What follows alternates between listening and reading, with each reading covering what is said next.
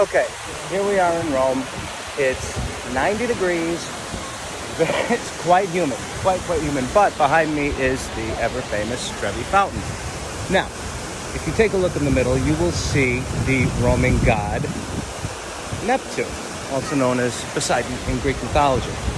But the cool thing is, there's not, it may look like there's a lot of tourists, but they're the cops. Oh, someone's getting in trouble.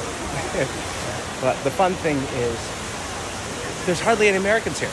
And it's really cool.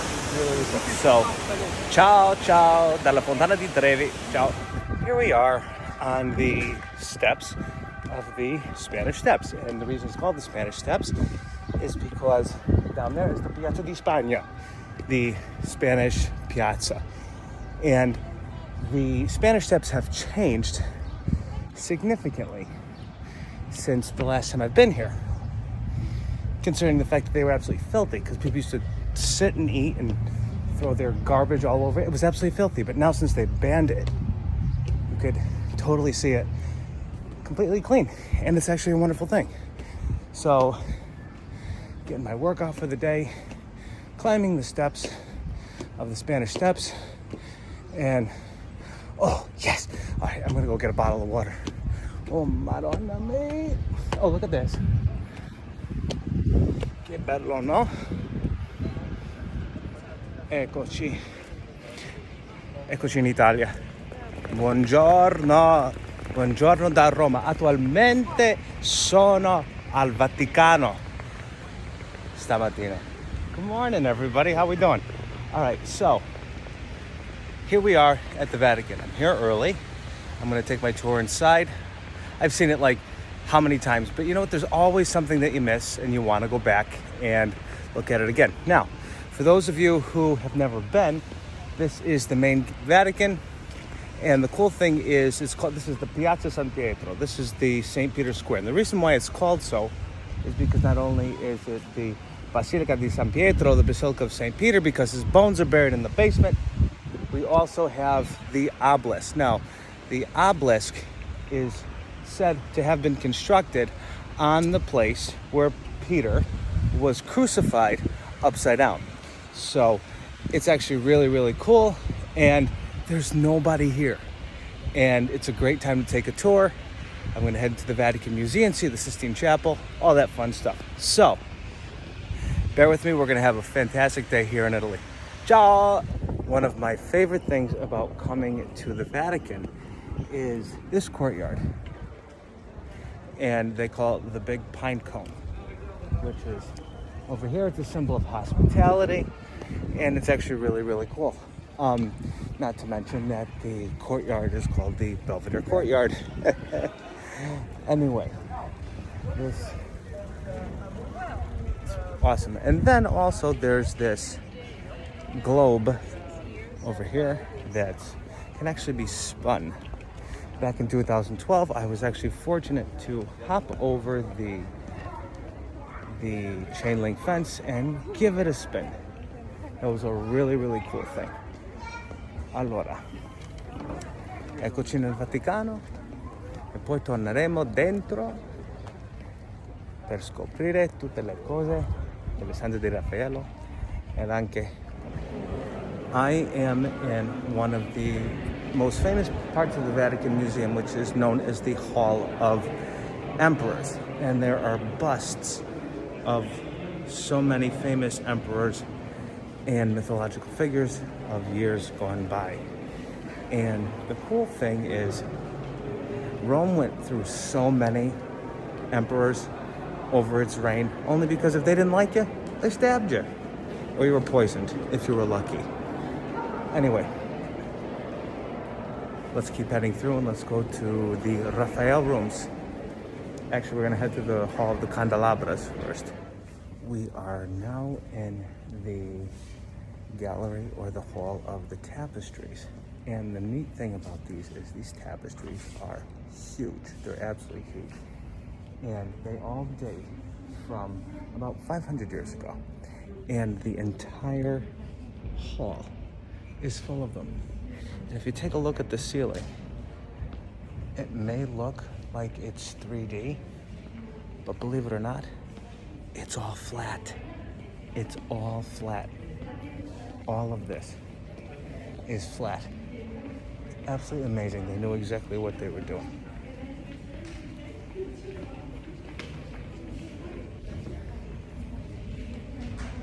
So cool. This is one of my very favorite parts of the Vatican museums.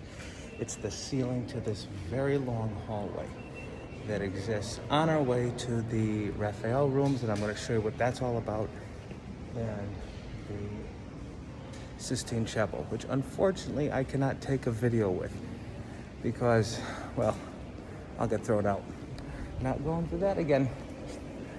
Anyway, a lot of these paintings that you will see on the walls, believe it or not, are marvels of their time, because early in navigation we didn't have maps, we didn't have any of that stuff. So the status of the geographical features of the landscape of Italy and its selected regions are very much accurate, and for them to be able to put it into a painting or even a town. But look here, take a look, see? I don't know if you can see, but there are names of all different cities on this map, and it exists as so. Like for instance, here's part of Calabria. My family's somewhere from there. Oh my goodness, just look at this ceiling. It's absolutely amazing. It is absolutely amazing. I don't know if you can see it, but heading to the Vatican museums, heading to the Raphael rooms. I wonder where the Pope parks his car. One of the most famous paintings in the Raphael rooms is the School of Athens, which is featured behind me. In the middle, you have Socrates, you have Plato, and you also have Aristotle. And one of the neat things about this is you see here, up, and let's see if I can point to it. There we are. That dude right there. Raphael sneaks a self-portrait of himself right there to be amongst the Greek greats.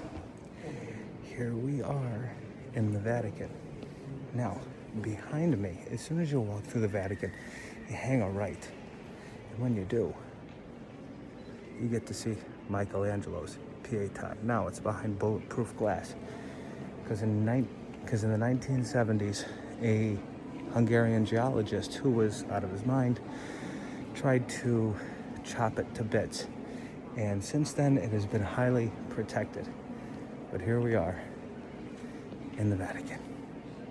Okay, here we are in the main part of the Vatican. Now, behind me is where the high altar is. We're inside the Vatican. Let's take a look at the first one. Blah, blah, blah. I give a better tour. Straight to the point, no nonsense.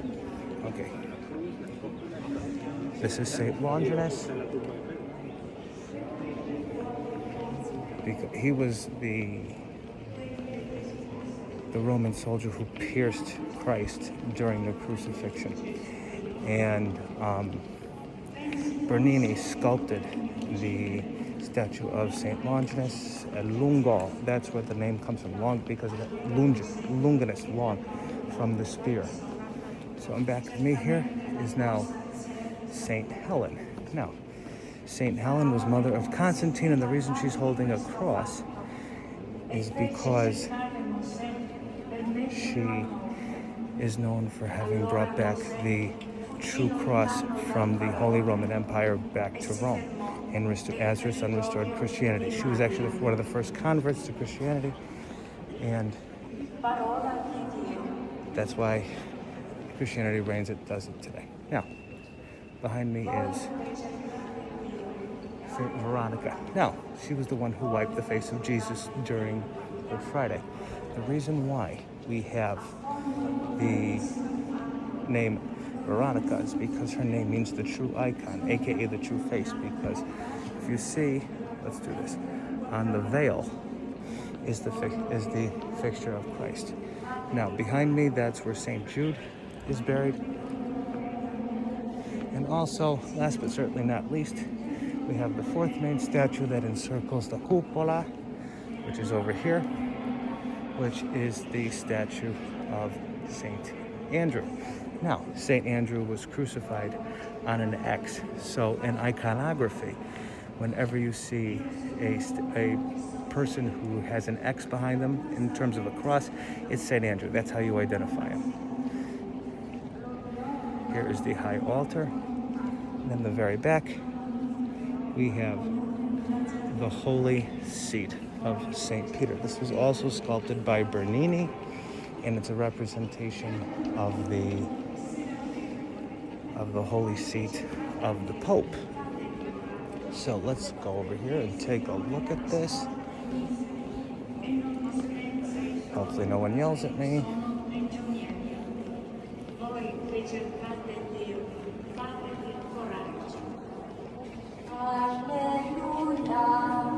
That's it. Oh my.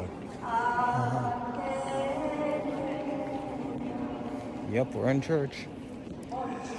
Dominus vobiscum, everybody. Buonasera.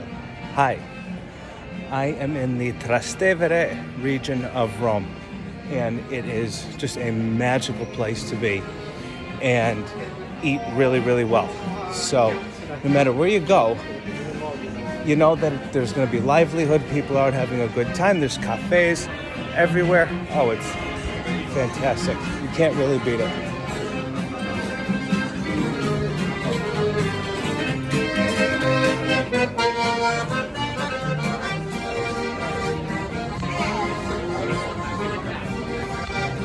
Anyway, if you ever get the chance to come to the Trastevere region of Rome to get a quick bite to eat, you won't regret it. Ti promesso.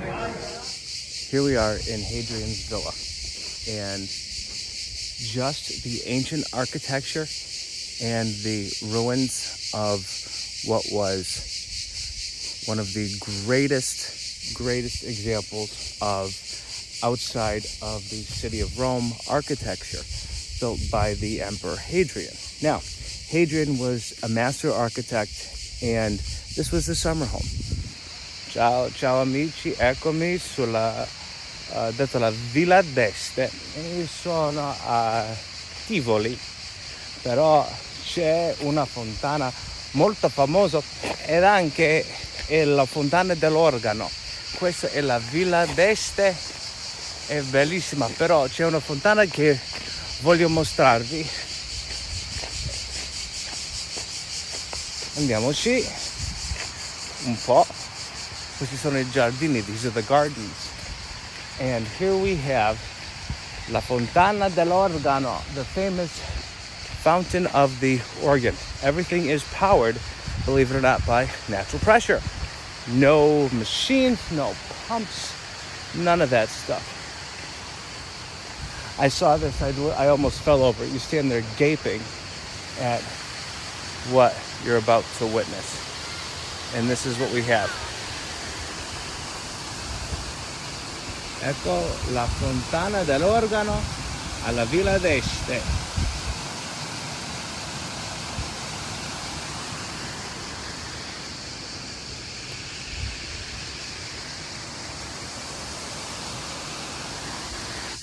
Ci vediamo, ciao!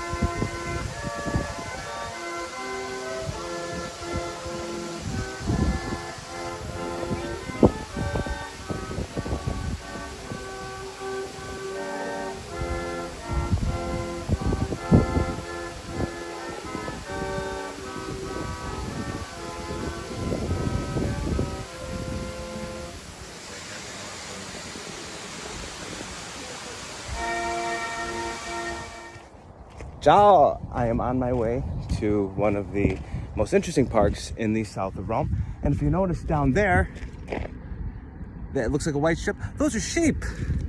Those are sheep. Oh my God. I could smell them. Here's one of the most interesting parts of Rome that is hardly sought. Here are the ancient Roman aqueducts. These are so cool. And this is the reason why Rome thrived, is because they had a water supply into the city of Rome. And because they had running water, they were able to survive. So these are the Roman aqueducts, part of ancient history that are still standing. Glad it's not gone. This is really cool.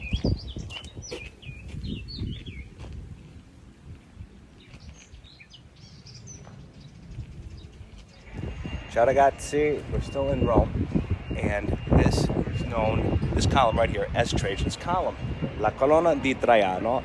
And if you notice, it encircles kind of like a screw, going all the way up from the bottom to the top, and it tells a story. It tells the war account of the Emperor Trajan. And on the very top is, I don't know if you can see it, but it's a statue of St. Peter. We could tell it's St. Peter because, again, iconography, he's holding a pair of keys, so therefore we know it's him. But what happened years ago was they took this column and they put a mold around it so they could study it going across, because, like I said, it tells a story, kind of like a screw. It works its way from the bottom all the way up, from his first influences all the way to his greatest victory. So it's a very, very cool thing. That's Trajan's column. Arrivederci. Ciao a voi. Buongiorno stamattina. On my right is the Roman Colosseum. For its time, it was like the Yankee Stadium of Rome. Everything happened here. Gladiators would fight lions. Christians were sacrificed to the lions. Jews were sacrificed to the lions, and they used to bet money on who would win what. And if you were smart, you'd bet on the lion. So, long story short, this place is very eerie inside. We're not going to go in, but if you take a look, you'll know that if it's Roman, you'll notice two things. Columns are flanked by arches. If it's a straight top, it's Greek, but if it's connected by if two columns are connected by an arch, you know it's Roman. Colosseo. Ciao. Ciao a voi. I'm here at Pizzeria Emma, and I'm enjoying an avocado salad before my pizza comes out. One of the things that I've learned in terms of finding a great place to eat is not only doing the research and asking the locals what they think, but pay attention when you're out. See where the places are crowded. And if there's a huge line of people waiting to get in for some place, you know that's a place you want to hit. But try to hit it earlier in the day when the crowds aren't there, and you're bound to have a great meal. So I found Pizzeria Emma, and I couldn't choose what I wanted, so I asked the waiter what he recommended. And that's what I go by. And that's how you eat the best, with the locals' opinion. All right? Ci vediamo. Ciao. Here we are in the Pantheon. And the really cool thing about the Pantheon was it was an ancient Roman temple, but now it is an assumed Catholic church known as St. Mary of the Martyrs. And one of the highlights of the Pantheon is the oculus, which is the open window, so if it rains, it comes straight through. But there are holes down in the ground where it drains through and goes down into the sewer system. Now, there are three significant burials here in the Pantheon, and first of all, Pantheon means many gods. This was a temple where you can come, an ancient Roman temple where you can come and worship a lot of gods. Pantheon, pantheon, many gods that exist. The first significant burial, which is the most important one that exists here in the Pantheon, is the burial place of Vittorio Emanuele, Re d'Italia, which means Victor Emmanuel, the King of Italy. He was the first king of the United Italy, and he ruled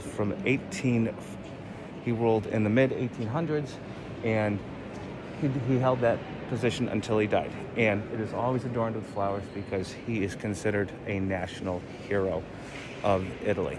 Now, going through the Pantheon, like I said, which is now a Catholic church known as St. Mary of the Martyrs. Let me do this so you can see exactly what's going on. It's a perfect circle. And the architecture in here is absolutely unbelievable. The second significant burial here in the Pantheon is King Umberto, who was another ruler of a united Italy, and his burial place is directly across from Victor Emmanuel, which is over here. This is the burial of Umberto, el Re d'Italia. And for you art nerds out there like I am, there is a very, very famous artist who was buried here in the Pantheon. And right here, this is the tomb of Raphael. Here's Raphael's tomb. He's the one who is responsible for the Raphael rooms. He was from the city of Urbino, and he is buried here amongst the two kings of Italy. So it's only fitting that that's how it exists. Ciao. Hi, everybody. So I'm here outside of the Basilica of St. Cecilia, who is the patron saint of music. And there is about to be a wedding happening here in the Basilica di Santa Cecilia. And here comes the bride. There she is. I better escape now before I ended up doing the darandelle with everybody else. Basilica di Santa Cecilia.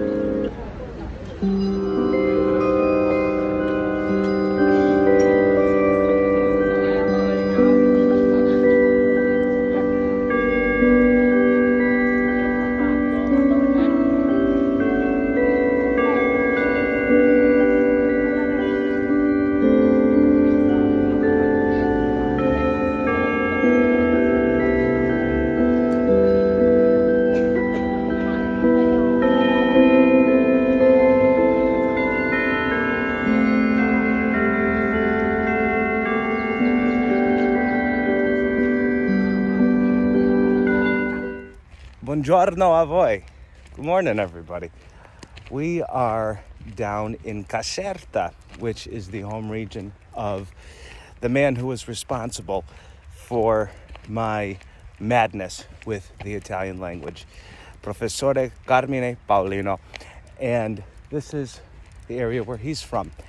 And I have to stop and show you La Reggia di Caserta. This is the Royal Palace of Caserta.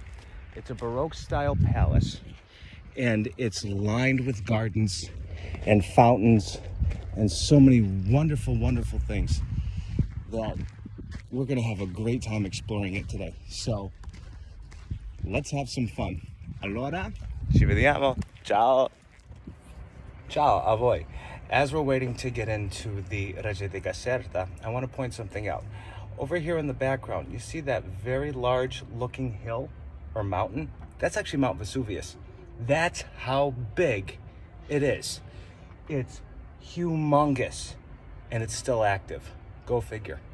But they're predicting that within the next 50 years, there's a good chance that it's going to blow again. So let's just hope it's not here and I get stranded. Not to mention quarantine, but being stuck in a volcanic eruption. I mean, honestly, the city of Pompeii, they were the first people in history to be able to say the floor is lava. Go figure. Arrivederci. Ciao. Ecco Vesuvio. Ciao a tutti voi. Here we are halfway through the gardens of the Reggia di Caserta, and oh my goodness, first of all,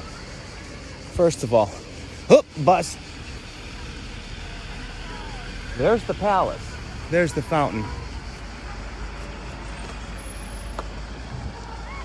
But here are the gardens and the rest. And up there's a waterfall. We're going to climb it. This is spectacular. Buongiorno a tutti voi. We are at the Campo dei Fiori. Now, the Campo dei Fiori is one of Rome's biggest open-air markets. And it stands for the Field of Flowers. But the nice thing is there's fruits, there's vegetables, there's flowers, there's olive oil, there's spices, there's pasta. There's tons of stuff. Tons of stuff. And when you want to come and get your fruits and vegetables of the day, this is where you come. They have dried fruits, nuts. Oh, this is so cool. Oh my God, I'm starving and it's only 9 o'clock in the morning. Can't beat this. Benvenuti al Campo dei Fiori. Ciao. Buongiorno. Behind me is the Circus Maximus. And the Circus Maximus means the big circle. This is where they used to have the chariot races. That must have been an exciting time back then to be able to attend one of those events. Now it's just a thing of the past. But it's a very, very cool to see. Very, very cool to see. Arrivederci. Ciao. Ciao ragazzi, tutti noi. Ciao. Ciao. Cioè, vi presentiamo di Spartaco. Forse no. Non funziona. Okay, you're gonna have to get rid of that. We tried. Terribile. So, what was supposed to be inside there with Spartaco? Gladiator fight. And this is showing you what it looked like, kind of on the inside, with the bleachers made of marble. It's amazing. And not to mention the color of the marble is indicative of where it comes from, on top of shapes and sizes and colors.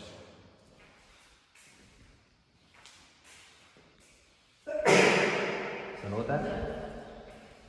And the Just like the times. how cool is that? They depicted everything.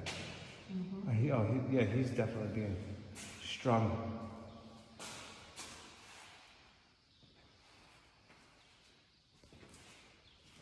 This is so very cool. Allora, arrivederci. Ciao. Okay, so you said that this is the second largest amphitheater in all of Italy. That's right. So, comparable to the Colosseum, this is like Colosseum Junior. Yes, it is. How neat! But this is where the Is this? gladiators would train. Remember, Capua was the second Rome. Little Rome. Little Rome.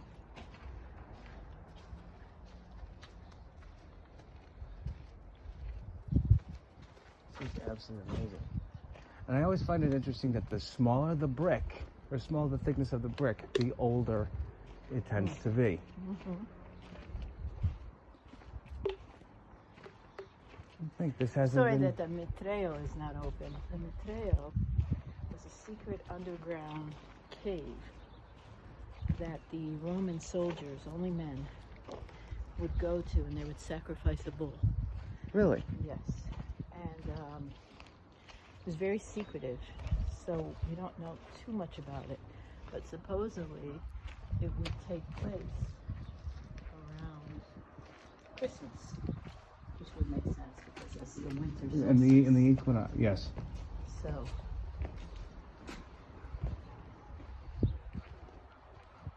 These are all remaining bottoms of what looks like pedestals because of their equal placement. this must have been so massive. And this majestic looking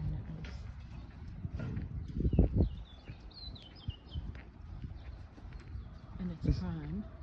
Absolutely. Now built Capua in Santa Maria. Buongiorno tutti voi, benvenuti a Firenze. Hi everybody. I am in Florence and I decided to rent a Vespa and we're gonna take a little trip down to San Gimignano and see that hilltop city that everybody's been talking about for years that I never got the chance to see, but we're gonna make that happen today. Here is the skyline of La Città di Firenze, la città del Rinascimento. Bellissimo, no? Allora, ci vediamo dopo.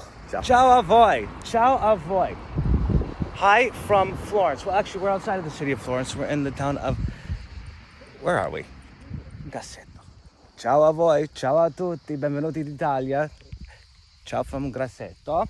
We are outside the hills of Florence. Florence is actually way over there. But we're gonna take a trip down to the city of Siena and hopefully San Gimignano. Allora, but you gotta do it. You gotta have some fun doing it. Grab a Vespa, get on the open road, and just soak all of this up. Come on, you're gonna come with me. Ciao. Hi everybody, we're taking just a quick stop. We are in the middle of wine country. This is the Chianti region, and this is where a lot of the Chianti wines come from. It comes from all of these vineyards that exist within these fields, and you can't beat the views. You cannot beat the views. This is, I don't have the words. Just check this out.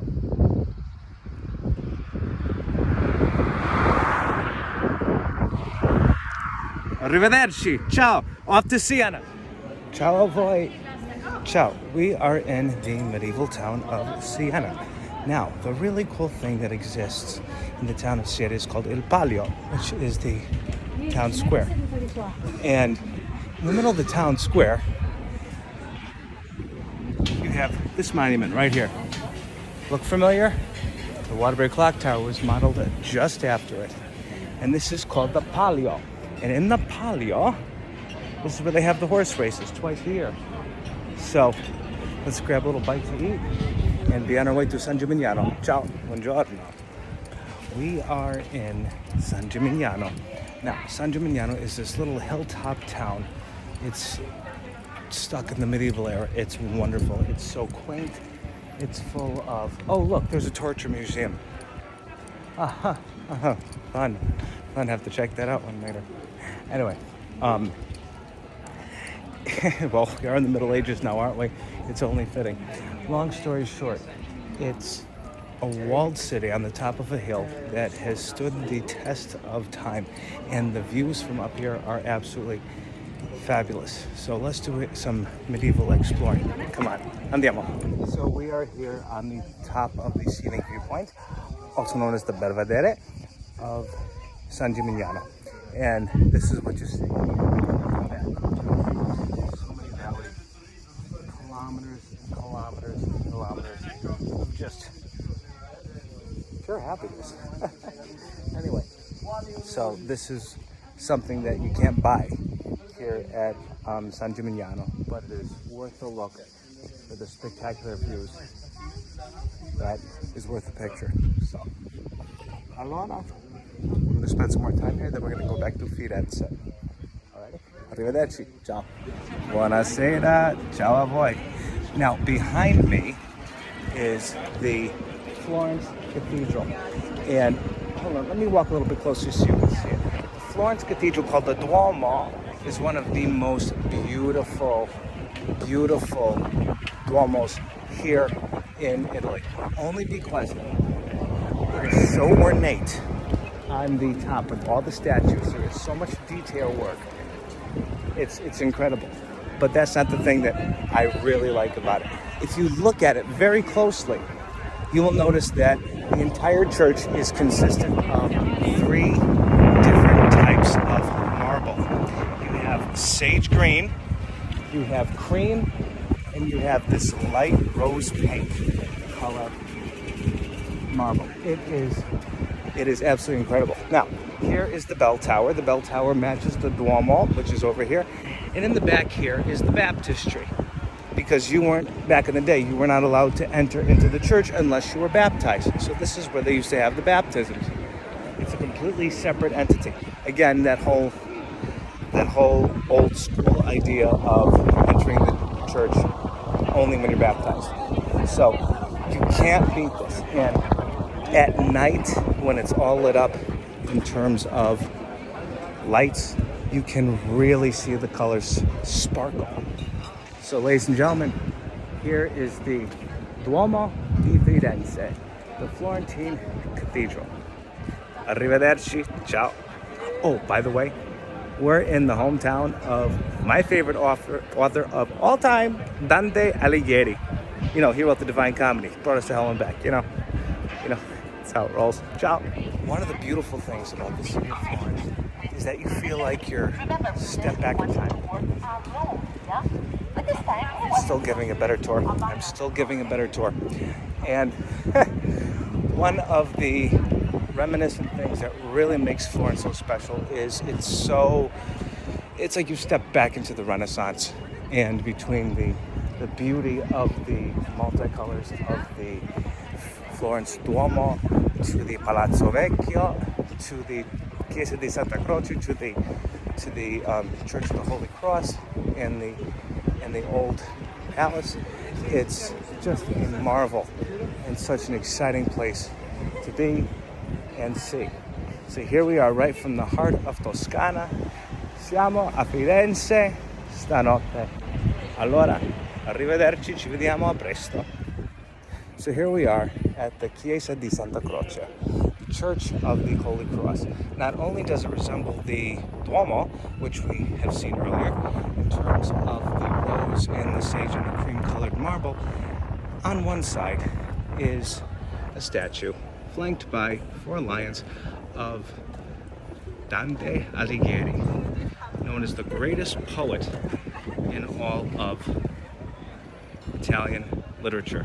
He is up there with Petrarch and Boccaccio, and he is responsible for the Inferno and Purgatorio and Paradiso, which is the threefold part of his Divine Comedy. Brings us to hell and back, literally, no joke. Dante was in exile when he was writing the Divine Comedy about the love of his life, Beatrice, and how he was obsessed that she had passed away, and he went down to hell to find her. Not to mention he had a wife and like 4 kids at home, but that's a different story for another day. Anyway, here in Florence, we have to remember a couple of things. First of all, the Renaissance was born here, and it was financed by the Medici family. And the Medici family was the ruling family of the Renaissance. Why? Because they owned the bank. They had the money. And if you've got money, you've got power. And they chose that power to finance the arts. And with that, you had the Renaissance, which means the rebirth, the revisitation of all art forms. And it was just a surge of newfound interest in art. Not to mention the Humanist period, which was they financed authors and scholars to translate works from the old age in terms of Latin and Greek into the vulgar Italian. Why? So people could understand it. So the accessibility to all of the old works were now a great thing for everybody to be able to read in vulgar Italian, and you didn't have to know Latin or Greek to be able to do it. So that's one of the really cool things about what makes the Renaissance the Renaissance. And you, like I said, you had the Humanist period. You also had the revisitation, not only of the old things, but a reinterpretation of the beliefs of the Catholic Church in order to advance the honor of the papacy. So it had its political draw. But lo and behold, because of it, we are fortunate to have had such a surge with the arts, because Michelangelo wouldn't have been able to do what he did, and Raphael wouldn't have been able to do what he did. It was born here, and it perpetuated all over the place. So that's what the Renaissance in Florence is really and truly all about. Ciao da Firenze. Ciao a voi. We are heading into the Palazzo Vecchio, and it's flanked with its old medieval tower. Back when this was a fortress many years ago. So very cool. Not only do you have so many statues out here, and you've got equestrian statues, you've got mythological statues. But one cool thing that most people don't realize is this was actually where the statue of David originally used to stand. Right now we only have a makeshift one that's out here that's fake. The real one is in the Accademia, which is a art museum over there. But this is where the original David used to be. And you've got so many cool things here. And not to mention, all of the mythological heroes of the past are flanked with these statues. It's awesome. But this is where the original David, there it is. This is where the original David used to be. He used to stand right here. Now he's in the Accademia. But you can't beat this. You can't beat this, people. Really. This place is so magical. Buonasera. Good evening, everybody. At the moment, we are doing what's called the passeggiata. And the passeggiata is when you go out and take your evening walk, you put on your good clothes, comfortable clothes, and you look sharp, and you go out to see and be seen. This here is the Medici Courtyard. And it's a very, very popular place to be out at night. And like I said, people are out doing their passeggiata, which means their evening group walks with friends. And everybody looks really good, and I am more disheveled than an Egg McMuffin. So we're just going to make this work. Anyway, this is one of the Medici Courtyards. This is the Via dei Medici. But there's a carousel here, and it's a lot of fun. So, yeah. That's what the passeggiata is all about. It's an Italian practice that's a lot of fun. Allora, arrivederci. Ciao. Buongiorno. One of the things that's changed here in Italy that I was a little bit concerned about, especially in the summertime, is the ability to wear shorts. How do you get spotted as an American is the one thing you want to avoid doing. You want to blend in, right? So I was a little bit wary about wearing shorts, but I'm so happy that now I'm over here. Everybody's wearing shorts. Ciao, buonasera. Back in Rome, and I did some research, and I needed to find a gelateria that has gelato without milk, because being lactose intolerant sucks. So I found one, and I explained to the gelato man what my situation was, and he made me this most fabulous creation. This is passion fruit gelato with chocolate, and it is melting all over. So I'm going to head back to the Campo di Fiori and enjoy this. So put your faith in two gelateria when you're here. Giolitti, which is the oldest ice cream parlor in all of Rome, and Latte, which is near the Piazza Barberini. Alrighty, arrivederci. Buona serata. Ciao a voi. One of the most wonderful things about coming to Rome is not only seeing the monuments and the works of art during the day, but coming back to see them at night. The Trevi Fountain, all lit up at night, is absolutely beautiful. Absolutely beautiful. And wow, there's a ton of people here. Well, it is Friday night. What do you do? So let's check this out. How beautiful is this?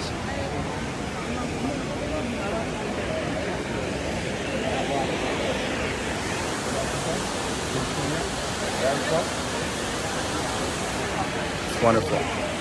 Legend has it you throw 3 coins in the Trevi Fountain. One that you'll find love, another one that you'll marry, and the third one for that you'll return to Rome. God, you could throw in your entire life savings. Sometimes you're just that desperate.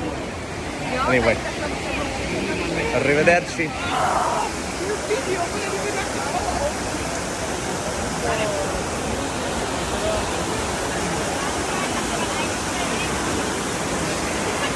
Ciao. Buonasera. Greetings from the Circus Maximus. Tonight, our last night here in Rome, we are here listening to the Verdi Requiem, which is going to commence in just about a half hour.